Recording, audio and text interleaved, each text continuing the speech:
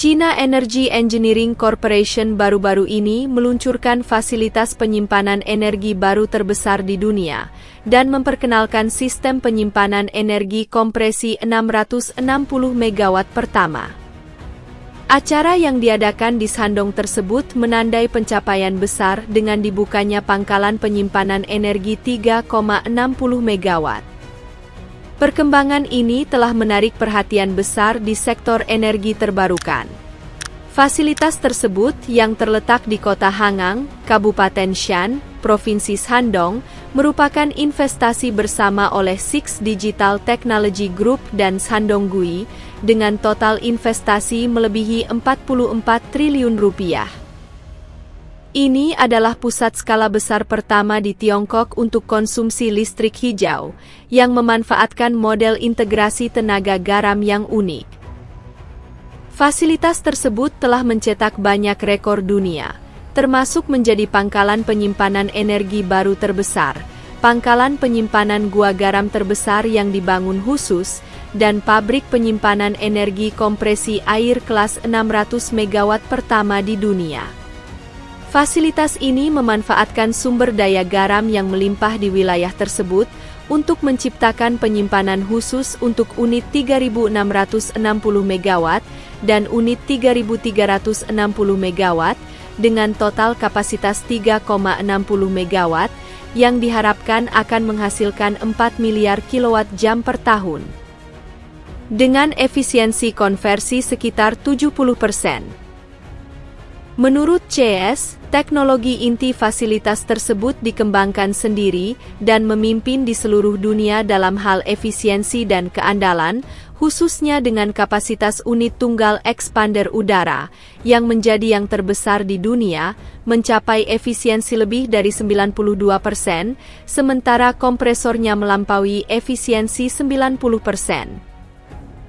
Kemajuan ini meningkatkan efisiensi energi dan kinerja lingkungan.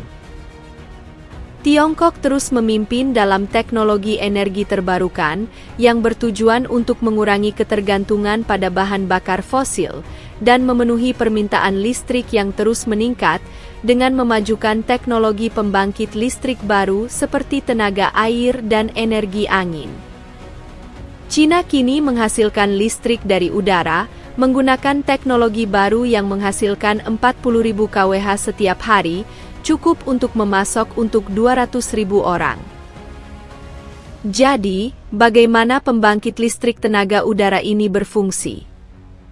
Inti dari teknologi ini adalah penyimpanan energi udara terkompresi, sebuah konsep yang pertama kali dieksplorasi pada tahun 1949. Ada dua jenis utama, penyimpanan udara cair dan penyimpanan udara terkompresi superkritis. Penyimpanan udara cair bekerja dengan mendinginkan udara ke suhu rendah, mengubahnya menjadi cair, dan kemudian mengubah energi listrik menjadi energi termal. Energi ini dapat dilepaskan kemudian untuk menghasilkan listrik. Penyimpanan udara terkompresi superkritis memampatkan udara ke keadaan superkritis, menyimpannya, dan kemudian menggunakannya untuk menggerakkan expander untuk pembangkit listrik. Penyimpanan udara cair hampir bebas polusi, memiliki umur peralatan yang panjang, dan menimbulkan risiko keselamatan yang minimal. Namun, penyimpanan ini tidak digunakan secara luas selama bertahun-tahun, karena biaya awal yang tinggi. Fasilitas penyimpanan udara cair pertama dibangun di Jerman pada tahun 1978, diikuti oleh instalasi di Amerika pada tahun 1991 dan di Jepang pada tahun 1997. Tiongkok memasuki bidang penyimpanan udara cair kemudian, tetapi telah membuat kemajuan yang besar. Pada tahun 2014, Institut Fisika di Akademi Ilmu Pengetahuan Tiongkok mengembangkan sistem penyimpanan udara cair superkritis pertama di negara itu. Pada tahun 2021, Tiongkok menciptakan sistem penyimpanan udara cair canggih 10 MW yang sekarang terhubung ke jaringan listrik, menghasilkan 40.000 kWh setiap hari, cukup untuk ribuan rumah. Saat ini, teknologi CS Tiongkok termasuk yang terbaik di dunia, yang mampu merancang dan memproduksi komponen penting seperti kompresor, penyimpanan panas, perangkat pertukaran panas, dan sistem kontrol terintegrasi. Sekitar 60% komponen dalam sistem dibuat dan dirancang secara lokal, sedangkan sisanya adalah komponen standar, yang meningkatkan fleksibilitas dan efisiensi sistem. Tim peneliti Tiongkok berupaya meningkatkan penggunaan teknologi CS agar tersedia di seluruh negeri. Hal ini penting bagi sektor energi terbarukan Tiongkok, karena sumber energi lain memiliki keterbatasan. Misalnya, tenaga air hanya berfungsi di daerah dengan banyak air, energi surya membutuhkan lokasi yang cerah, dan tenaga angin paling baik di tempat-tempat terpencil dan berangin. Sebaliknya, teknologi CS tidak dibatasi oleh geografi, sehingga lebih mudah digunakan secara luas. Pertumbuhan dan penggunaan CS sangat penting bagi peralihan energi Tiongkok. Pertama, CS akan bekerja dengan baik dengan sumber energi terbarukan saat ini, yang menyediakan pasokan listrik yang lebih andal dan berkelanjutan. Sementara tenaga air, angin, dan energi surya tidak konsisten, sistem CS akan menyediakan energi tersimpan selama permintaan tinggi dan mengambil energi ekstra saat permintaan berkurang, membantu menyeimbangkan pasokan dan permintaan. Kedua, CS membantu mengurangi ketergantungan pada tenaga batu bara tradisional, yang menurunkan emisi karbon dan gas rumah kaca, yang mendukung tujuan Tiongkok untuk mencapai netralitas karbon. Tiongkok juga aktif mengembangkan proyek CS baru. Pada tanggal 30 April tahun ini, proyek uji coba CS di Shandong berhasil terhubung ke jaringan listrik, mencapai kapasitas luar biasa sebesar 300 MW, yang 30 kali lebih besar dari sistem uji coba sebelumnya. Proyek ini sekarang menjadi fasilitas CS terbesar di dunia dalam hal skala dan daya keluaran, yang mampu menghasilkan 600 juta kWh per tahun, cukup untuk memasok listrik bagi 200.000 orang. Proyek ini memanfaatkan gua garam bawah tanah alami untuk penyimpanan udara, yang sangat menurunkan biaya konstruksi dan mempercepat proses pembangunan. Butuh waktu lebih dari setahun untuk menyelesaikannya, dari awal Februari 2023 hingga terhubung ke jaringan listrik. Proyek CS Shandong memamerkan kemajuan cepat dalam teknologi CS Tiongkok. Para peneliti di Tiongkok berupaya meningkatkan efisiensi dan keandalan untuk penggunaan skala besar. Kemajuan besar telah dibuat dalam memilih bahan penyimpanan, serta dalam teknologi pemulihan panas.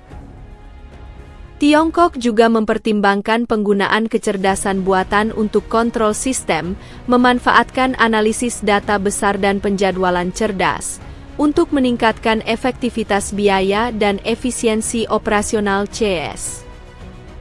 Di luar Shandong, Tiongkok memperluas upaya CSS-nya di area lain. Misalnya, para peneliti mempertimbangkan situs geologi lain seperti gua mineral di Gansu dan Ninga untuk proyek CS. Pada tanggal 1 September, perusahaan zonasi sedang meluncurkan proyek penyimpanan bawah tanah di Jining County, Ninga, yang diproyeksikan menghasilkan 110 juta kWh per tahun, cukup untuk memasok listrik ke 100.000 rumah. Perkembangan yang cepat menunjukkan masa depan yang cerah untuk inisiatif CS Tiongkok, dengan potensi untuk menciptakan rantai industri bernilai miliaran yuan. Kelayakan ekonomi dan kepraktisan CS menjadi lebih jelas. Penyimpanan udara bertekanan sangat aman, terutama jika dibandingkan dengan penyimpanan baterai kimia, karena menghilangkan risiko ledakan dan kebocoran berbahaya. Selain itu, CS memiliki jejak lingkungan yang minimal, tidak menghasilkan polutan atau limbah, sejalan dengan prinsip-prinsip energi hijau. Menggunakan gua-gua alam untuk penyimpanan, tidak hanya memangkas biaya konstruksi, tetapi juga meningkatkan stabilitas sistem dan kapasitas penyimpanan, menjadikan CS solusi penyimpanan energi utama untuk masa depan. China kini menjadi pemimpin dalam teknologi CS, sementara Inggris, Amerika, dan Kanada juga tengah mengembangkan fasilitas CS mereka sendiri. Akan tetapi, skala dan keterampilan teknis mereka tidak secanggih China. China siap berbagi teknologi CS, melakukan pendekatan baru untuk pengembangan infrastruktur melalui kemitraan dengan negara-negara yang terlibat dalam prakarsa sabuk dan jalan. Kolaborasi ini akan membantu membangun sistem CS di luar negeri, meningkatkan infrastruktur listrik, dan mendukung peralihan ke energi yang lebih hijau. Singkatnya, China tengah dengan cepat menciptakan sistem energi terbarukan yang menyeluruh, meskipun tenaga batu bara masih memegang pangsa pasar yang besar yang perlahan-lahan menurun. Penggunaan CS secara luas akan memainkan peran penting dalam membantu China mencapai tujuan netralitas karbonnya, memposisikan negara tersebut untuk menjadi salah satu yang pertama mencapai target ini.